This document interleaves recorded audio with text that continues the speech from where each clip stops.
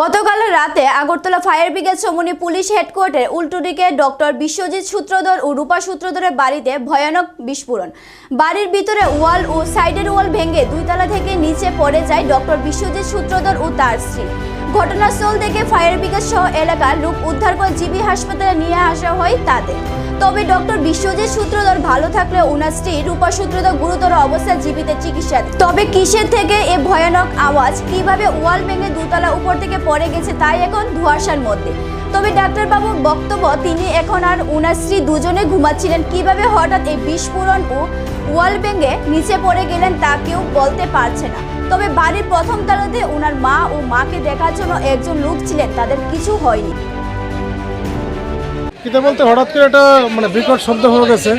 তো এরপরে আমরা তো বুঝতে পারছি না কোন জায়গা। তারপরে একটা লোক দিয়া তারপরে কইল যে এই জায়গাতে একটা শব্দ হয়েছে। তখন আমরা সঙ্গে সঙ্গে আইলাম, আয়া দেখলাম যে এইদিকে নিচে দুটা লোক ফিরে রয়েছে। তো ওনার সঙ্গে সঙ্গে আমরা ফায়ার সার্ভিসের গাড়ি দিয়ে আমরা জিবিতে পৌঁছাই দিছি।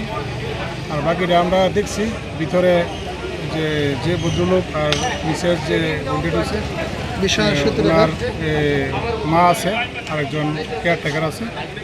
তো তারা সুস্থ আছে। এমনি তাদের নামটা কি? বিশ্বনাথ সূত্রধর, তার নাম ডক্টর বিশ্বনাথ সূত্রধর, ডক্টর বিশ্বনাথ সূত্রধর এবং ওনার ওয়াইফ, আর ওয়াইফের নাম হচ্ছে রূপা সূত্রধর।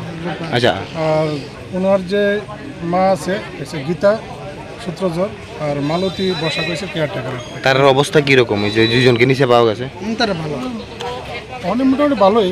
মেজারিতে কথাবার্তা কইছে। এমনি আপনার ভিতরে গিয়ে কি বুঝছেন? কিসের থেকে এটা এই ঘটনাটা হয়েছে, বিস্ফোরণের মতন একটা আওয়াজ? ভিতরে তো এমনি বোঝার মতো কিছু না, কিন্তু একটা এসি আছে। এটা তো দেখতেছি ধ্বংসস্তূপ, এটার থেকে উঠতে পারে, এটা আমরা এখনো ইয়া করতে পারছি। ধ্বংসস্তূপ এটা থেকে এরকম একটা সেটা ভিতরে বিল্ডিংটি একটু ফাটছে টাটছে। সিলিন্ডার বাস্ট হয়েছে কি না? সিলিন্ডারটা ঠিকই আছে, সিলিন্ডার বাস্ট আছে। এত ওয়াল ভেঙে ফিরে গেছে, কিসের থেকে? এটা কি কিছু? এটাই আমরা ইয়ে করতে পারতেছি না। অনেকে এসির থেকে ব্রাশ লাগিয়ে বলছে নাকি। Thank you.